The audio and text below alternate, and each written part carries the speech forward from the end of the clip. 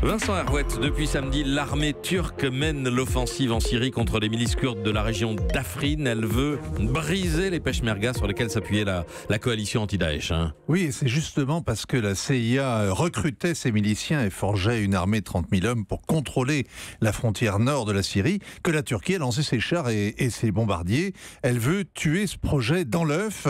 Et pour les Turcs, les unités de protection du peuple sont des terroristes kurdes, une filiale du PKK contre laquelle ils mènent une guerre sans merci depuis 40 ans. Alors que pour les Occidentaux, de leur côté, eh bien, au contraire, les peshmergas sont ceux qui ont tenu Kobané, qui ont infligé au califat sa première défaite, ceux qui ont pris Raqqa, la capitale syrienne du califat, et ils sont les fantassins de la coalition. C'est un nouveau front en Syrie. Est-ce que c'est une nouvelle guerre qui commence entre Turcs et Kurdes, Vincent ? Il y a plusieurs guerres à la fois en Syrie. La guerre civile, la guerre à Daesh, la guerre des Arabes et des Iraniens, celle des Russes, etc., etc. Il y a tant d'acteurs, trop de retournements d'alliance, c'est comme au Liban autrefois, c'est le bazar. La bataille en cours à Afrin risque de s'étendre demain à Kobané et à Djezireh, les deux autres enclaves kurdes. Mais c'est une guerre de canton, pas une guerre mondiale. Toutes les puissances, pourtant, sont au balcon. Le chef de l'armée turque était à Moscou la semaine dernière. Il a obtenu un feu vert des Russes, à votre avis ? Les Russes sont trop contents d'humilier les Américains et de diviser l'OTAN. Ils n'aiment pas trop les miliciens arabes qu'utilise Ankara, qui sont des anciens du Front al-Nosra, toutes sortes de fanatiques turkmènes et wahhabites. Ils s'en occuperont plus tard. Recep Tayyip Erdogan, lui, n'a aucun complexe. Depuis 3 jours, sa campagne de bombardement s'appelle d'ailleurs Rameau d'Olivier, oui. Rien de moins.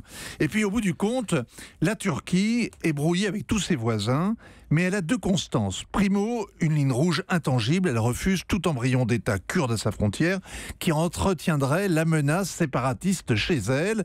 Avis donc aux Américains qui sont tentés de jouer le démembrement de la Syrie. L'autre constante de la politique turque ? Sa capacité de nuisance. Les Européens ne bougeront pas le petit doigt pour sauver les Kurdes. Ils ont besoin que la Turquie continue de bloquer les migrants et qu'elle filtre les djihadistes qui veulent rentrer à la maison.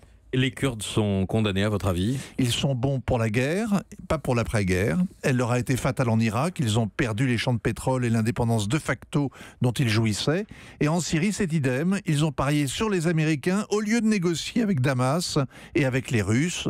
Ils risquent de tout perdre. Vincent Hervouette sur cette bataille nommée Rameau d'Olivier, je crois que c'est une première. Hélène Jouan ? Oui, la France hier, Vincent, a condamné l'opération turque. Est-ce à dire qu'Emmanuel Macron est prêt à lever le petit doigt, comme vous dites ? Non, c'est-à-dire que Florence Parly a dit, le ministre de la Défense, il faut revenir à l'essentiel, la lutte contre le terrorisme.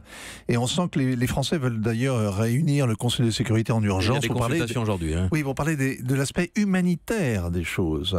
Mais sur le fond, ils ont bien compris que Erdogan, pour lui, c'était une ligne rouge. Il l'a d'ailleurs dit sur tous les tons. Il a même menacé ceux qui risqueraient d'intervenir en disant qu'il paierait un prix très élevé, et le message a été perçu à Paris. Du coup, les Occidentaux sont accusés d'abandonner les Kurdes une fois de plus. Pour le moment. Europe 1.